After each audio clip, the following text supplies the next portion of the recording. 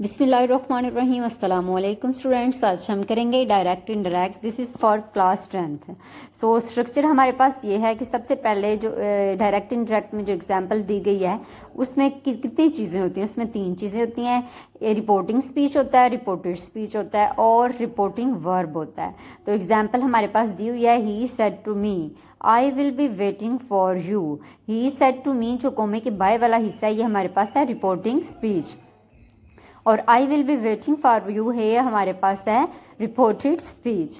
और यहाँ पे रिपोर्टिंग स्पीच में जो सेड टू यूज हुआ है, said to me is a reporting verb. So changes हमारे पास इनडायरेक्ट टू इनडायरेक्ट स्पीच में 5 चेंजेस हैं।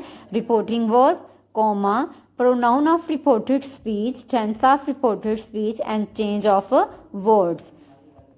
सबसे पहले हमारे पास चेंज ऑफ रिपोर्टिंग वर्ब है। हमारे पास पहली चेंज है तो रिपोर्टिंग वर्ब मैंने आपको बता चुकी हूँ कौन सा होता है। जो रिपोर्टिंग स्पीच में रिपोर्टिंग वर्ड होता है, सेड टू, से टू, सैड और से, इसको कहते हैं रिपोर्टिंग वर्ब। सो सबसे पहले हमारे पास है से और सैड। से और सैड आ जाए तो वो से और सैड ही रहता है, उसको हम चेंज नहीं करते।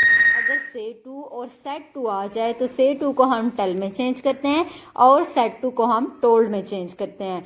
सो ये सिर्फ सिंपल सेंटेंस की बात हो रही है। जिसमें सिंपल सेंटेंस होंगे वहाँ पे हम से को से ही, सेड को सेड और से टू को टेल और सेड टू को टोल्ड। अब इंटरोगेटिव सेंटेंस की बात आती है, वहाँ पे हम यूज़ करते हैं asked and inquired.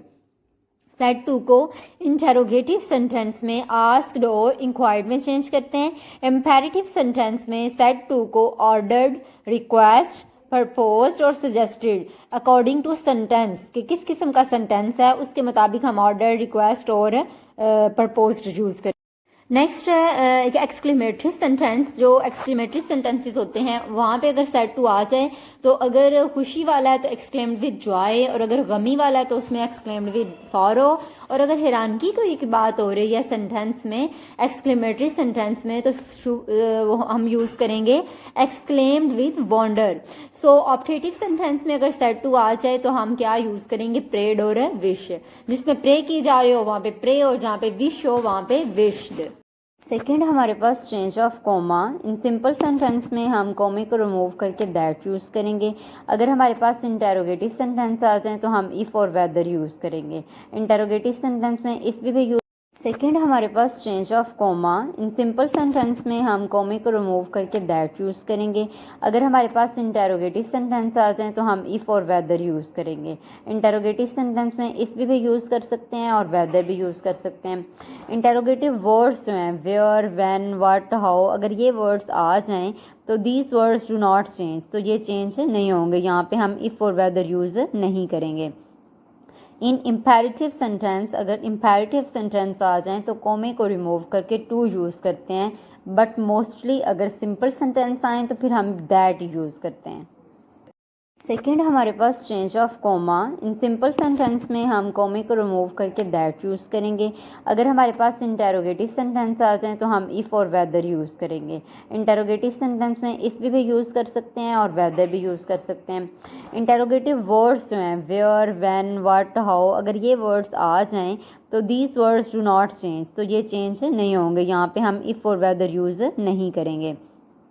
In imperative sentence, अगर इम्पेरेटिव सेंटेंस आ जाएं तो कोमे को रिमूव करके टू यूज़ करते हैं, बट मोस्टली अगर सिंपल सेंटेंस आएँ तो फिर हम दैट यूज़ करते हैं।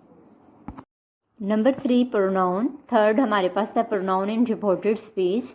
तो हमारे पास 3 प्रोनाउंस होते हैं। फर्स्ट पर्सन आई और वी होते हैं, सेकंड पर्सन यू होता है and the third person he, she, it और दे होते हैं। रूल्स इन सिंपल वर्ड्स कि हमारे पास अगर रिपोर्टेड स्पीच में first pronoun first person I और वी आए तो हम उसको चेंज करेंगे, change according to the subject कि हमारे पास फर्स्ट पे क्या चीज़ आ रही है। आई और वी चेंज होते हैं और ये अकॉर्डिंग टू सब्जेक्ट होता है। सेकंड पर्सन हमारे पास यू है तो इसको चेंज करेंगे according to object. Third person है हमारे पास ही, शी, इट और दे, ये चेंज नहीं होते। तो फिर अगेन मैं बताती चलूँ कि फर्स्ट पर्सन चेंज होता है आई और वही, और ये सब्जेक्ट के अकॉर्डिंग, किसके सब्जेक्ट, रिपोर्टिंग स्पीच के सब्जेक्ट के अकॉर्डिंग चेंज होता है। और जो सेकंड पर्सन यू है ये हमारे पास रिपोर्टिंग स्पीच के ऑब्जेक्ट के अकॉर्डिंग चेंज होता है, और जहाँ पे थर्ड पर्सन आ जाए ही, शी, इट, दे, वो चेंज नहीं होते।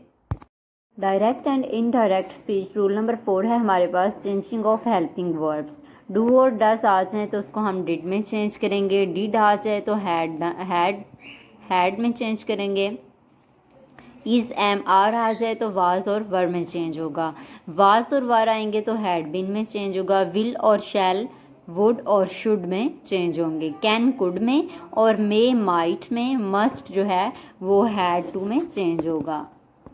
Rule number 5, change of words, direct and indirect speech. Now को हम देन में चेंज करेंगे, टुडे को दैट डे में, टुमारो को the next day, the following day, yesterday the previous day, the day before, this that, these those, here there, ago before, thus so. और इंशाल्लाह examples के लिए हमारी नेक्स्ट वीडियो मस्ट वॉच कीजिएगा। मिलते हैं नेक्स्ट वीडियो में।